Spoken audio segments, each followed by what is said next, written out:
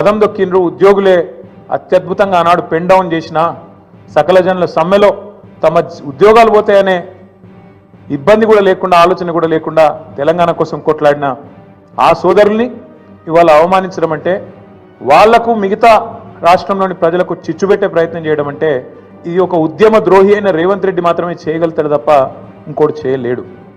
ఎందుకంటే ఆయనకు అవగాహన లేదు. ఉద్యమంలో ఆనాడు భుజం భుజం కలిసి మాతో నడిచిన ఉద్యోగులను మేము కడుపులో పెట్టుకొని చూసుకున్నాం. ఎందుకంటే వాళ్ళది మాకు పేగు బంధం. అందుకే ఒక ఉద్యోగ సంఘాల నాయకుడు మంత్రి అయిండు, మరొక నాయకుడు కౌన్సిల్ చైర్మన్ అయిండు, ఇంకొక నాయకుడు బ్రహ్మాండంగా ఆనాడు కార్పొరేషన్ చైర్మన్ అయిండు, ఇంకొక నాయకుడు ఎమ్మెల్సీ అయిండు, ఇంకొక నాయకుడు ఎమ్మెల్యే అయిండు. చాలామంది ఇంకా చాలామంది పెద్ద పెద్ద హోదాల్లో ఆనాడు ప్రభుత్వంలో ఉన్నప్పుడు వారిని గౌరవించుకున్నది కేసీఆర్ ప్రభుత్వం. ఇవాళ ఉద్యోగులు అడుగుతున్నది ఏంటి? మీరు చెప్పిందే కదా, మీరే చెప్పింది. ఒక పేజ్ నెంబర్ 28 మేనిఫెస్టో. టీఎస్ఆర్టీసీ సిబ్బంది సంక్షేమం. ఆర్టీసీ కార్మికులను ప్రభుత్వంలో విలీన ప్రక్రియ పూర్తి చేసి 2 పీఆర్సీ బకాయిలు వెంటనే చెల్లిస్తాం.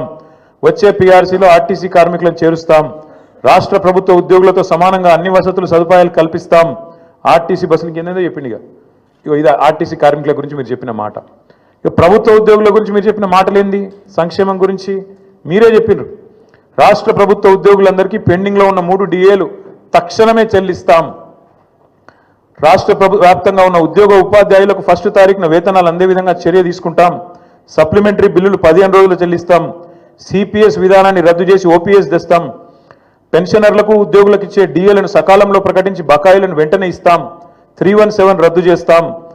కాంగ్రెస్ ప్రభుత్వం ఏర్పాటైన వెంటనే కొత్త పీఆర్సీ ప్రకటించి 6 నెలలలోపు సిఫార్సులు అమలు చేస్తాం. కాంట్రిబ్యూషన్తో పాటు అన్ని రకాల జబ్బులు అని చెప్పి ఇంకేందేందో రకరకాల మాయమాటలు వారి కోసం చెప్పిండ్రు. ఏం అడుగుతుండ్రు ఇలా ఉద్యోగులు? మీరు చెప్పిందే అడుగుతుండ్రు కదా. గొంతమ్మ కోరికలు ఏమైనా కోరినరా? పీఆర్సీ వేస్తామన్నారు, ఏది అని అడుగుతుండ్రు. డిఏలు ఏవి అని అడుగుతున్నారు. కానీ ఇవాళ మీరు మాట్లాడే మాట ప్రజల ముందు ఉద్యోగులను విలన్లుగా చిత్రీకరించే ఒక చిల్లర కుట్ర ఏదైతే స్వయంగా ముఖ్యమంత్రి గారు చేస్తున్నారో వారిని వాళ్ళ తెలంగాణ ఉద్యోగుల తరఫున మేము అడుగుతున్నాం. భారత రాష్ట్ర సమితిగా అందాల పోటీలకు 250 కోట్లు ఉన్నాయి, కానీ పెన్షన్ రిటైర్ అయిన వాళ్లకు మీకు పెన్షన్ ఇచ్చేందుకు కానీ రిటైర్ అయిన వాళ్ళకు రిటైర్మెంట్ బెనిఫిట్స్ ఇచ్చేందుకు కానీ పైసలు లేవా? ఇదేనా నీ ప్రభుత్వం? ఇదేనా నీ ప్రాధాన్యత? నన్ను కోసుకొని తింటారా అంటుండు ముఖ్యమంత్రి.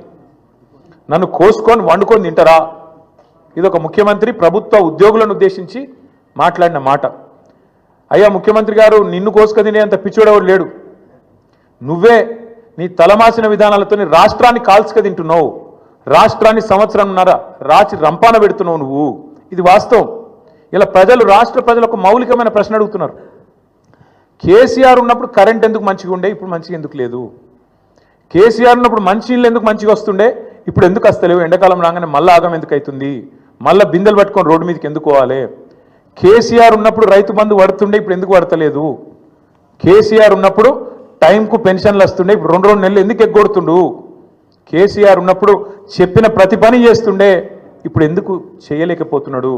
కేసీఆర్ ఉన్నప్పుడు రాష్ట్రం రయ్యమని పురోగమనంలో ముంగటిపోయింది, ఇప్పుడు ఎందుకు తిరోగమనంలో పోతుంది, ఎందుకు వెనకపోతుంది అని అడుగుతున్నారు. సమాధానం ఉందా నీ కాడ? ఎందుకు అంటే నీకు చేతనైతలేదు, నీ కాంగ్రెస్ పార్టీకి చేతనైతలేదు. కేసీఆర్ ఉన్నప్పుడు బీఆర్ఎస్ పాలనలో రాష్ట్రం దేశానికి రోల్ మోడల్ అవుతుంది, ఎట్లా కాంగ్రెస్ పాలనలో దివాలా ఎందుకు తీస్తున్నది? కారణం ఒకటే, ఇది నాయకత్వ లోపం. మీ కాంగ్రెస్ పార్టీ పెట్టిన శాపం తెలంగాణకు. మార్పు పేరుతో మీరు చేసిన దుర్మార్గం ఇది. అందుకే మేమనేది, ఏ ముఖ్యమంత్రి కూడా భారతదేశ చరిత్రలో ఈ 78 ఏళ్లలో తాను పరిపాలిస్తున్న రాష్ట్రానికి నీ శాపాలు పెట్టినోడైతే వాడు లేడు. ఎయిడ్స్ పేషెంట్ అంటివి, క్యాన్సర్ పేషెంట్ అంటివి, ఆఖరికి నిన్న దివాలా తీసింది మనకు అప్పు ఉడతలేదు అని చెప్పి అట్లా మాట్లాడుతీవి. అందుకే నీ దివాలా కోరు మాటలు, నీ ఇంటలెక్చువల్ బ్యాంక్రప్సీ, నీ ప్రభుత్వం యొక్క దివాలా కోరు విధానాలే వాళ్ళ రాష్ట్రం పాలిట శాపాలుగా మారినాయి. సీఎం అనేటోడు ఒక తండ్రి లాంటోడు. సంపద పెంచాలే రాష్ట్రం మొత్తానికి, ముఖ్యంగా పేదలకు, బలహీన వర్గాలకు, ఎవరికైతే టానిక్ అవసరం పడుతుందో, ఎవరికైతే కొంత మరి ప్రభుత్వం వైపు నుంచి చేయూత అవసరం పడుతుందో వాళ్ళని ఆదుకోవడమే ఒక ప్రభుత్వ పెద్ద, ఒక రాష్ట్రానికి పెద్ద లాంటి వాడు చేయాల్సిన పని. నువ్వేం చేస్తున్నావు? దివాలా తీసిపోయినాం, దరిద్రంలో ఉన్నాం, కొట్టుకపోతున్నాం, పోతున్నాం. అందుకే కొన్ని వాస్తవాలు ప్రజలకు చెప్పాలి. వాస్తవాలు ఏంటి? ఏ రాష్ట్రానికైనా, ఏ ప్రభుత్వానికైనా ఆస్తులు అప్పులు వారసత్వంగా వస్తాయి. ఇప్పుడు మేము 2014లో ప్రజల దయతో ప్రజల ఆశీర్వాదంతో ఆనాడు కేసీఆర్ గారు ముఖ్యమంత్రి అయినారు. ముఖ్యమంత్రి అయినప్పుడు కేసీఆర్ గారికి మాత్రం వీళ్ళు కాంగ్రెస్ వాళ్ళు మాకు అప్పచెప్పినప్పుడు రూపాయి అప్పు లేకుండా రూపాయి ఆస్తి లేకుండా ఇచ్చిండ్రా? అప్పులు ఇచ్చిండ్రు, ఆస్తులు కూడా ఇచ్చిండ్రు. అప్పులు ఇచ్చినారు, ఆస్తులు కూడా ఇచ్చినారు. ఆ రోజు 2014 లెక్క తీసుకుంటే 2014 లెక్క తీసుకుంటే ఇది ప్రభుత్వం యొక్క లెక్క, నా లెక్క కాదు, ప్రభుత్వం యొక్క లెక్క. 2014లో మొత్తం రాష్ట్రం యొక్క ఆదాయం సంవత్సరానికి మొత్తం రెవెన్యూ రిసీట్స్ తీసుకుంటే 51,000 కోట్లు, అంటే నెలకు 4,215 కోట్లు. మేము దిగిపోయిన నాడు రాష్ట్రం యొక్క ఆదాయం టోటల్ రెవెన్యూ రిసీట్స్ 2,16,567 కోట్లు, అంటే మేము దిగిపోయేటప్పుడు నెలకు 18,000 కోట్లు. మరి కేసీఆర్ గద్దెనెక్కినాడు నెలకు 4,215 కోట్లు, 253 కోట్లు. కేసీఆర్ గద్దె దిగిపోయినాడు నెలకు 18,000 చిల్లర కోట్లు. మరి పెరగలేదా? రాష్ట్రం యొక్క ఆదాయం పెరగలేదా? మేము పెరిగిన ఆదాయంతో కూడిన రాష్ట్రాన్ని నీకు ఇయ్యలేదా? ఇది వాస్తవం కాదా? 2014-15లో ఆనాడు కేసీఆర్ గారు ముఖ్యమంత్రి అయిన రాజు మీరు కాంగ్రెస్ వాళ్ళు మాకు ఇచ్చినప్పుడు రాష్ట్రం యొక్క సర్ప్లస్ ఎంత అంటే 369 కోట్లు. రెవెన్యూ సర్ప్లస్ ఆనాడు 369 కోట్లు. మేము దిగిపోయినాడు 2023-24లో మీకు అప్పచెప్పినాడు మళ్ళీ 4,882 కోట్లు. మీరు ఇచ్చినాడు 369 కోట్లు ఉంటే మిగులు, మేమిచ్చినాడు మళ్ళీ వాపస్ మీకు 4,882 కోట్లు. దీని సోర్సు ఇది సిఏజీ లెక్క, నా లెక్క కాదు, బీఆర్ఎస్ పార్టీ లెక్క కాదు, కాకి లెక్క కాదు, కాగు లెక్క. అట్లే అప్పులు తీసుకుంటే అప్పుల గురించి కూడా చెప్తా. మళ్ళా అప్పులు తీసుకున్నా ఆ రోజుకి ఈ రోజుకి మొత్తం లెక్క వివరంగా చెప్తా. అట్లే ఇంకా ఎంత కడుతున్నారు, మిత్తి ఎంత కడుతున్నారు, ఏదెంత కడుతున్నారు, ఇవన్నీ ఒక్క నిమిషం మర్చిపోతే వాస్తవం ఏంటంటే ఇది నేను 2020లో బయట పెట్టిన లెక్క. 2020లో ఆనాడు మంత్రిగా నేను తెలంగాణ అనే ఒక రాష్ట్రం భారతదేశాన్ని సాదుతున్న రాష్ట్రాల్లో ఒకటి, జాతి నిర్మాణానికి దోహదపడుతున్న రాష్ట్రాల్లో ఒకటి. మన రాష్ట్రం నుంచి మనం గత 6 ఏళ్లలో 2014 నుంచి 2020 నవంబర్ 1 నాడు పెట్టిన ట్వీట్ ఇది. 2,72,926 కోట్లు, అంటే దాదాపు 2,73,000 కోట్లు పన్నుల రూపంలో తెలంగాణ నుంచి మనం కేంద్రానికి కడితే కేంద్రం నుంచి మనకు వచ్చింది కేవలం 1,40,000 కోట్లు అని చెప్పి లెక్కలతో సహా అధికారికంగా ఒక మంత్రిగా ఆ రోజు నేను పెట్టిన లెక్క ఇది బయటికి. అంటే దేశాన్ని సాదుతున్న రాష్ట్రాల్లో, దేశంలో ఉండే ఇతర వెనుకబడ్డ ప్రాంతాలకు మరి ఇతోధికంగా సహాయం చేస్తున్న రాష్ట్రాల్లో తెలంగాణ ఒకటి అని చెప్పడానికి ఈ లెక్క చెప్తా ఉన్నా. గవర్నమెంట్ అనేది ఒక కంటిన్యూస్ ఇన్స్టిట్యూషన్. ఇంతకుముందు కిరణ్ కుమార్ రెడ్డి గారి నుంచి కేసీఆర్ గారు ముఖ్యమంత్రి అయినారు, ఆ తర్వాత ఇప్పుడు రేవంత్ రెడ్డి గారు అయినారు, రేపు ఇంకెవరో అవుతారు. అట్లే గవర్నమెంట్ ఒకరి నుంచి ఒకరికి అధికారం బదలాయింపు జరిగినప్పుడు ఖచ్చితంగా ఆస్తులు వస్తాయి, అప్పులు వస్తాయి, కంటిన్యూస్ ప్రాసెస్. కాబట్టి ఇవన్నీ కూడా సహజంగా జరగాల్సిందే. కానీ ప్రతి ప్రభుత్వం కూడా ఉన్న ఆస్తులు ఎంత, అప్పులు ఎంత, మన వనరులు ఎంత, మన పరిస్థితి ఏంది, మన ఎట్లా సంపద సృష్టించవచ్చు, ఏం చేయొచ్చు, మన విజన్ ఏంది ఆలోచించుకొని నిర్మాణాత్మక చర్యలు కార్యక్రమాలు తీసుకొని ముంగటికి పోతుంది. కాంగ్రెస్ ప్రభుత్వం కూడా అట్లే చేస్తుందని మేము ఆశించినాం, ప్రజలు కూడా ఆశించినారు. ఇవాళ ఎంత దుర్మార్గం అండి, ఇష్టం వచ్చిన లెక్కలు చెప్తారు. ఎంత అన్యాయం అంటే శ్వేతపత్రం అని మొదలుపెట్టినారు. అధికారంలోకి వచ్చిన మొదటి 2 వారాల్లోనే శ్వేతపత్రం అనే అబద్ధాల జాతర మొదలుపెట్టినారు.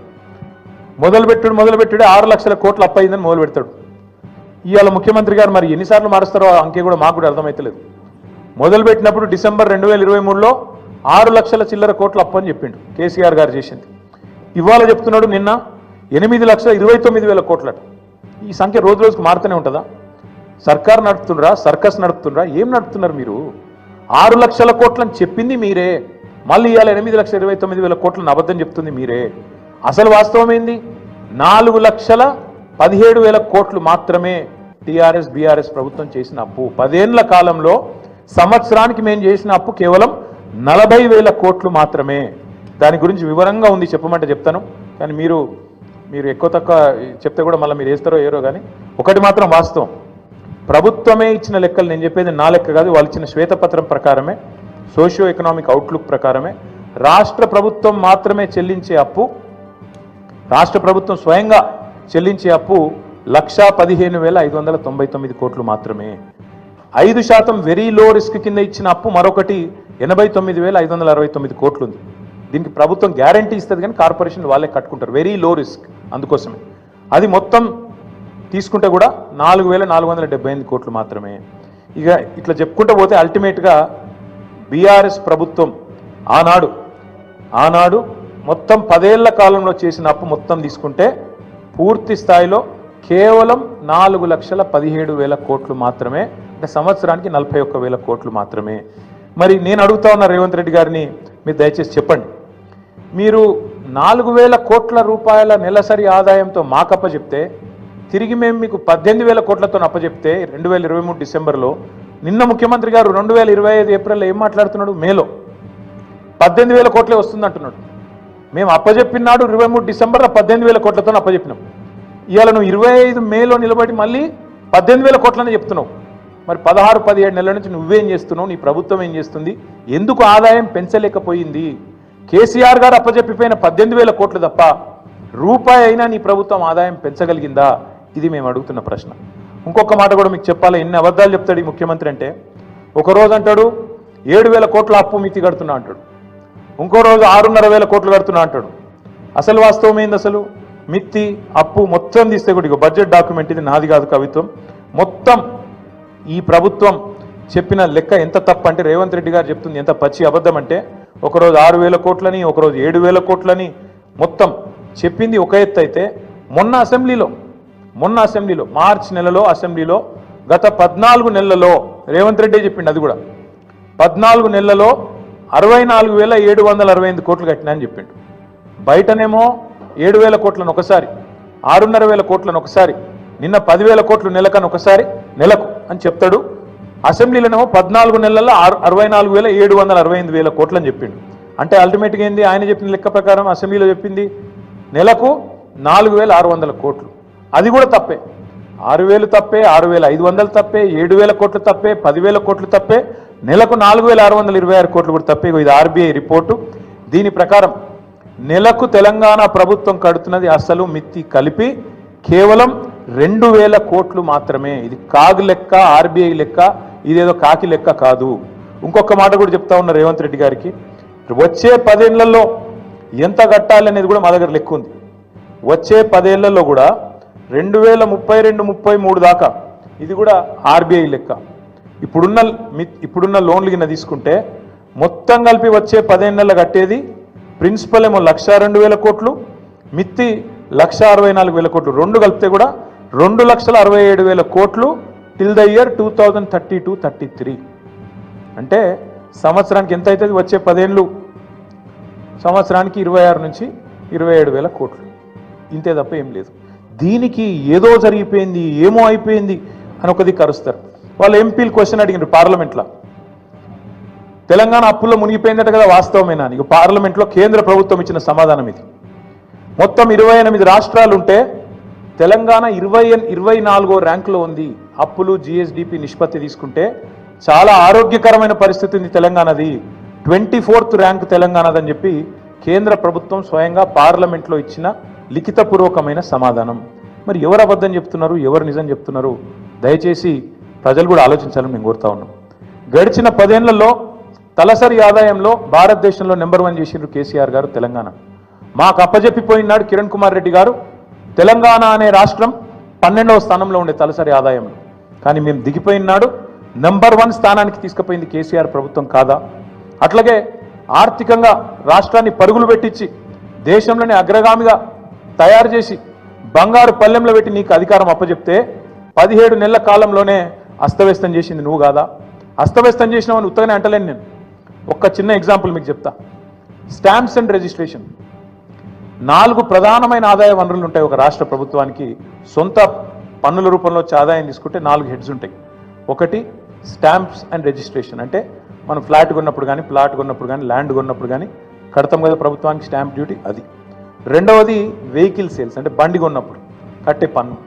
మూడవది నువ్వు రోజు కొనుక్కునే కూరగాయలు కానీ, నువ్వు రోజు కొనుక్కునే పప్పు ఉప్పు కానీ దాని మీద కట్టే పన్ను జిఎస్టీ రూపంలో వస్తుంది ప్రభుత్వానికి. నాలుగవది లిక్కర్ మీద వచ్చే ఎక్సైజ్ ట్యాక్స్. ఈ 4 హెడ్స్ నుంచే మీకు దగ్గర 80% ఆదాయం ఒక ప్రభుత్వానికి వస్తుంది. రేవంత్ రెడ్డి ఎంత గొప్పోడంటే ఈయన వచ్చినాక స్టాంప్స్ రిజిస్ట్రేషన్స్ వీళ్ళు అంచనా వేసింది మనం 2023-24లో కేసీఆర్ ప్రభుత్వం ఉన్నప్పుడు సంవత్సరానికి 14,295 కోట్ల ఆదాయం వచ్చేది. వీళ్ళ ప్రభుత్వం వచ్చినాక వీళ్ళు ఏం చేసిండ్రు, మేము చాలా పెద్ద పోటుగాళ్ళం, రియల్ ఎస్టేట్ అంటేనే రేవంత్ రెడ్డి అంటేనే రియల్ ఎస్టేట్ అని చెప్పి 2024-25 సంవత్సరానికి గాను ఒక 4,000 కోట్లు ఎక్కువ వేసుకున్నారు. అంచనా ఎంత వేసారంటే 18,000 కోట్ల పైచిలకు ఆదాయం వస్తుంది రాష్ట్రానికి అని లెక్కలేసిండ్రు. కానీ ఎంత వచ్చింది ఎవరికైనా? 14,000 కోట్లు మాత్రమే వచ్చింది. గత సంవత్సరం కంటే తగ్గింది. ఎందుకు తగ్గింది మరి? ఎందుకంటే మీ తప్పుడు నిర్ణయాలు, మీ తప్పుడు ఆలోచనలు. హైడ్రా పేరుతోని మీరు చేసిన అరాచకం, పేదవాళ్ళ గుడిసెలు గులగొట్టి, పేదవాళ్ళ కడుపుల మీద కొట్టి, లేఅవుట్లకు బీభత్సం చేసి, నువ్వు మీ అన్నదమ్ములు అడ్డమైన వసూళ్లు చేసి, ఎక్కడ చెరువులుంటే ఎక్కడ బఫర్ అని, ఇక్కడ ఇదని అదని బిల్డర్లను బెదిరించి ముక్కు బిండి వసూళ్లు చేసి పేదవాడి కడుపు మీద కొట్టి ఆఖరికి రాష్ట్రంలో ఇవాళ రియల్ ఎస్టేట్ పూర్తిగా పడిపోయే పరిస్థితి వచ్చిందంటే దానికి కారణం నీ అరాచకపు నిర్ణయాలు కాదా? ఇది వాస్తవం కాదా? స్వయంగా ప్రధానమంత్రి వచ్చి అన్నాడు ఆర్ఆర్ ట్యాక్స్ వసూలైతుంది ఇక్కడ అని, రాహుల్ రేవంత్ ట్యాక్స్. ఇది వాస్తవం కాదా? ఇలా బిల్డర్ దగ్గర స్క్వేర్ ఫీట్కి 200 రూపాయలు వసూలు చేస్తున్నమాట వాస్తవం కాదా? మరి కాదంటే నువ్వు ప్రధానమంత్రి మీద కేసు పెట్టి ఆ మాట అన్నందుకు. ఎందుకంటున్నా అంటే ఇట్లాంటి పనికిమాలిన పనులు చేయబట్టి ఇవాళ స్టాంప్స్ అండ్ రిజిస్ట్రేషన్ తగ్గింది. జిఎస్టీ ఆదాయం కేసీఆర్ గారు ఉన్నప్పుడు 10 నుంచి 12% ఎన్నడూ తగ్గలే.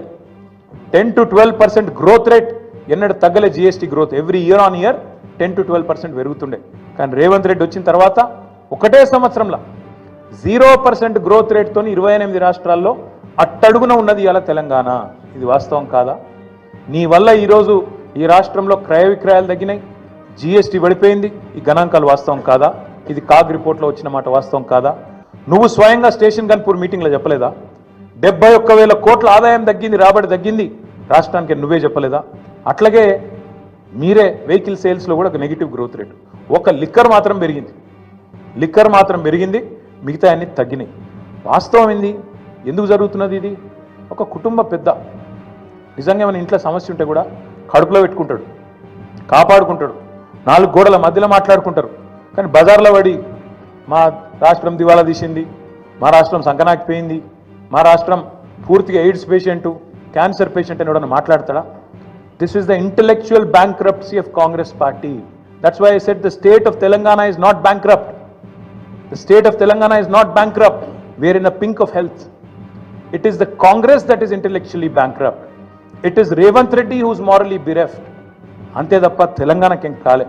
ఒక కుటుంబంలో సమస్య ఉన్నా బయట చెప్పుకోము, బయట పడం బజార్లో. కానీ రేవంత్ రెడ్డి గారు దివాలా తీసిందని ఆఖరికి అడ్డగోలు మాటలు మాట్లాడితే చివరికి ఏమైపోయింది? ఇవాళ ఆఖరికి లంచం ఇచ్చి 170 కోట్ల లంచం ఇచ్చి ప్రభుత్వ భూములు తాకట్టు పెట్టి బ్రోకర్లకు పైసలు తెచ్చుకునే దుస్థితి వచ్చింది ఇవాళ తెలంగాణ ప్రభుత్వం యొక్క నిర్వాకం వల్ల. నేను ఇంకా గమ్మత్తైన మాట, నేను ఇంట్లో ఉన్నా, ఇక నేను రెస్ట్లో ఉన్నా, నేను వీడియో చూసి పరిశాన్ అయినా, ఇట్లా కూడా మాట్లాడచ్చా అని.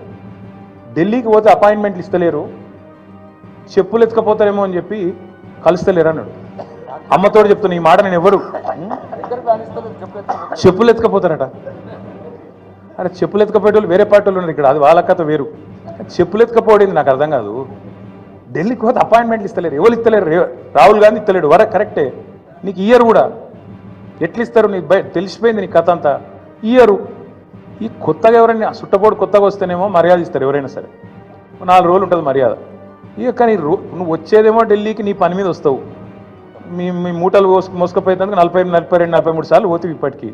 అందులోనట ఈయన ఎకానమీ క్లాస్లో పోతుండట. బా ఫోటోలు మొత్తం బయట పెడతాం, ప్రైవేట్ ఫ్లైట్లు, బిజినెస్ క్లాసులు, మీ ట్రిప్పులు మొత్తం ఫోటోలు బయట పెడతాం, సోషల్ మీడియాలో ఇప్పటికీ జరుగుతున్నాయి, మళ్ళీ పెడతాం.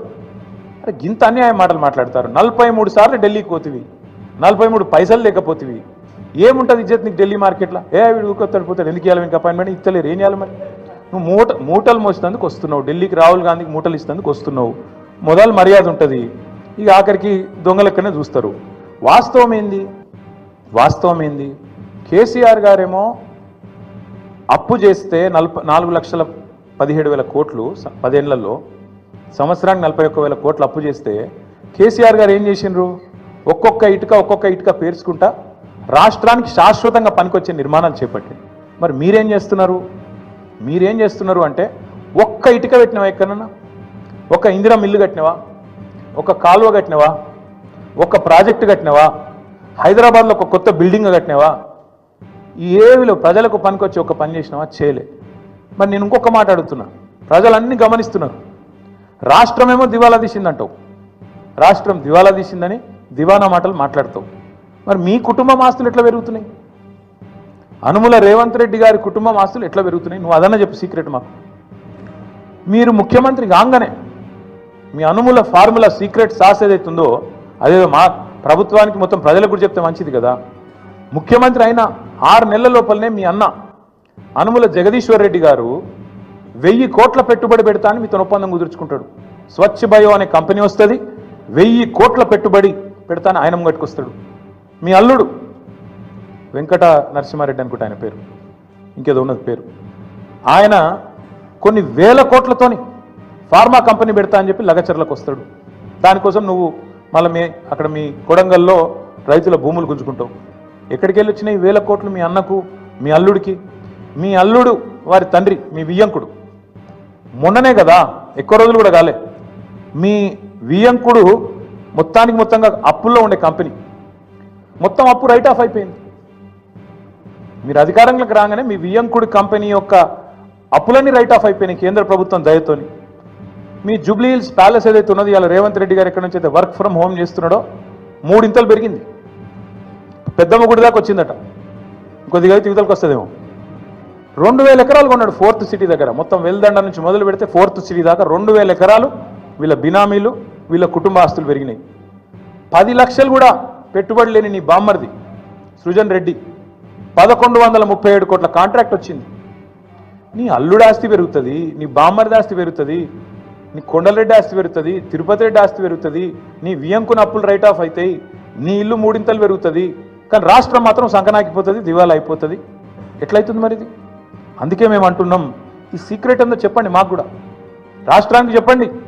మీ అన్నదమ్ములు మీ కుటుంబ సభ్యులు వాళ్ళ అప్పులు వాళ్ళ ఆస్తుల గురించి కూడా చెప్పు. ఎట్లా పెడుతున్నారు సడన్గా పెట్టుబడులు పెద్ద ఎత్తున, అవి కూడా బయట పెట్టు. తెలంగాణ ఆస్తులు తగ్గుతున్నాయి ఎట్లా, అనుముల కుటుంబం ఆస్తులు పెరుగుతున్నాయి ఎట్లా ఖచ్చితంగా చెప్పాలి.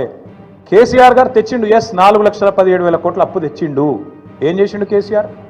ఒక కాళేశ్వరం కట్టిండు, శాశ్వతంగా తెలంగాణకు కల్పతరువు లాంటి ప్రాజెక్టు కట్టి తెలంగాణను పంజాబ్ కంటే హర్యానా కంటే ముంగట నిలబెట్టిండు. వరి ధాన్యం ఉత్పత్తిలో నంబర్ 1 చేసిండు భారతదేశంలో కేసీఆర్. 90% పాలమూరు వలసల జిల్లాగా పేరుపడ్డ పాలమూరు రంగారెడ్డి ఎత్తిపోతల పథకాన్ని 90% పూర్తి చేసి ఒక పంపు కూడా ఆన్ చేసి మీ చేతిలో పెట్టిండు. 17 నెలలైంది, ఆ మిగతా 10% కూడా పూర్తి చేయలేని అసమర్థుడివి నువ్వు. కేసీఆర్ గారు అప్పు చేసిండు, కానీ ఇంటింటికి నల్లబెట్టి నీళ్ళు ఇచ్చిండు. దగ్గర 30,000 కోట్లతోనే ఆ ప్రాజెక్టు పూర్తి చేసిండు. నువ్వు కనీసం ఆ ప్రాజెక్టును నడపలేకపోతున్నావు. ఎస్ కేసీఆర్ అప్పు చేసిండు. దేనికోసం చేసిండు? 1,00,000 కోట్లు పెట్టి తెలంగాణ ఏదైతే విద్యుత్ లోటుతోని ఆగమాగమైతుండేనో ఆ విద్యుత్ లోటుతో ఆగమాగమైన తెలంగాణను ఇలా 24 గంటల వెలుగు జిలుగుల తెలంగాణగా కేసీఆర్ గారు మార్చిండు. కేసీఆర్ గారు అప్పు చేసిండు. రైతు బంధు అనే పథకం పెట్టి రైతుల ఖాతాల్లో 70 లక్షల మంది రైతుల ఖాతాల్లో 73,000 కోట్ల రూపాయలు వాళ్ళ ఖాతాలు వేసిండు. కేసీఆర్ అప్పు చేసిండు. 29,000 కోట్ల రైతుల అప్పు తీర్చిండు. కేసీఆర్ అప్పు చేసిండు. 24 గంటల ఉచిత కరెంటు రైతులకు ఇచ్చి 60,000 కోట్ల వాళ్ళ భారాన్ని తాను తీసుకున్నాడు. ఎస్ కేసీఆర్ అప్పు చేసిండు. హైదరాబాద్లో 36 ఫ్లైఓవర్లు కట్టిండు. కేసీఆర్ అప్పు చేసిండు. హైదరాబాద్ మెట్రో మొదటి దశ పూర్తి చేసిండు. కేసీఆర్ అప్పు చేసిండు. ఒక అఖండమైన సెక్రటేరియట్ కట్టిండు, శాశ్వతంగా తెలంగాణ ప్రజల ఆస్తి. ఒక అద్భుతమైన 125 అడుగుల ఎత్తైన డాక్టర్ బాబాసాహెబ్ విగ్రహం పెట్టిండు. కేసీఆర్ అప్పు చేసిండు. తెలంగాణ అమరులకు అమరజ్యోతి అద్భుతమైన ఒక స్తూపాన్ని నిర్మాణం చేసిండు. కేసీఆర్ అప్పు చేసిండు. 32 మెడికల్ కాలేజీలు పెట్టిండు, 32 నర్సింగ్ కాలేజీలు పెట్టిండు. కేసీఆర్ అప్పు చేసిండు.